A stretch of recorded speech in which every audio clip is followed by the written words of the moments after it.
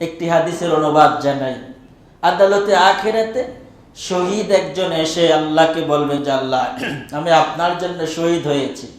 আল্লাহ বলবে যে না, তুমি তো, লোকেরা তোমাকে শহীদ বলবে, শহীদ অমুক রোড, অমুক শহীদের বাড়ি, এইভাবে তোমাকে বলা হয়ে গেছে। ফাকাদ কিল, তোমার বিষয়ে লোকেরা এই কথা বলে ফেলেছে, আমার কাছে তোমার প্রতিদান নেই, জাহান্নামে যাও।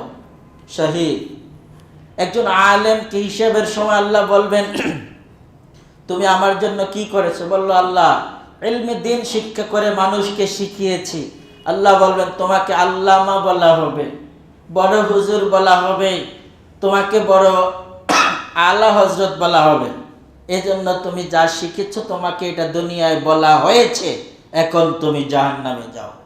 একজন কারিউল কোরআন, একজন না, এভাবে হাজার হাজার লক্ষ জনের এক্সাম্পল।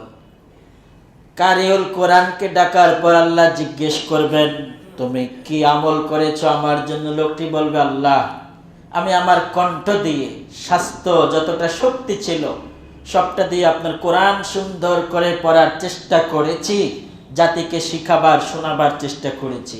আল্লাহ বলবেন তোমাকে সবচেয়ে বড় কারি বলা হবে, তোমাকে দুনিয়ায় এটা বলার হবে, এজন্য তুমি আশা করেছিলে, ভিতরে ভিতরে তোমার এটা লুকানো ছিল। যদি আপনি বলেন হুজুর আপনার মতো তো আন্তর্জাতিক লোক, এখন আপনি অনেক বুঝে বুঝে আলোচনা করেন, ওয়াজ করেন, আপনার তেলাওয়াত হুজুর আমার হৃদয় কেড়ে নেয়। হুজুর যদি সাথে সাথে আস্তাগফিরুল্লাহ না বলতে পারেন, আর যদি ইস্তেগফার না করেন, আপনাকে অপছন্দ না করেন, আপনার থেকে সম্পর্ক ত্যাগ না করেন, তাহলে মনে করবেন হুজুর এটা গ্রহণ করেছেন। আপনার এই ফার্মটা হুজুর গিলে ফেলেছেন, এটা হলো সোজা ভাষা। আর আপনার ফার্মটা হুজুর কি করেছেন? রিসিভ করেছেন। ফাকাদ কিল, আপনাকে বলা হয়েছে। আল্লাহ বলবেন তুমি এবার জাহান্নামে যাও। তাহলে জ্বলন্ত দৃষ্টান্ত সহিহ মুসলিমের হাদিস, একজন আলেম, একজন কারি, একজন আবেদ, একজন মুজাহিদ যদি অন্তরে এতটুকু অল্প একটুও থাকে যে আমাকে এটা বলা হবে জন্য আমি আমল করেছি, তাহলে তার স্থান হবে জাহান্নাম। কোন জায়গায়? জাহান্নাম। এখন প্রত্যেকেই যদি পার্সোনাল একা একা আল্লাহর কাছে হিসাব দিতে যান, আল্লাহ হিসাব নেন, হিসাবটা কেমন হবে নিজে নিজে সাজান, প্ল্যান করুন যে আমার হিসাবটা আমি আল্লাহর কাছে দেব। প্রথমে এই কথা বলবো, তারপরে এই কথাগুলো বলবো।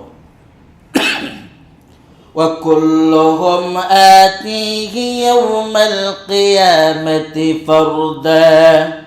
এরপর আল্লাহ কিছুটা সান্ত্বনার বাণী সুরে বলেছেন, ইন্নাল্লাযীনা আমানু ওয়া আমিলুস সালিহাতি সায়াজআলু লাহুমুর রাহমান।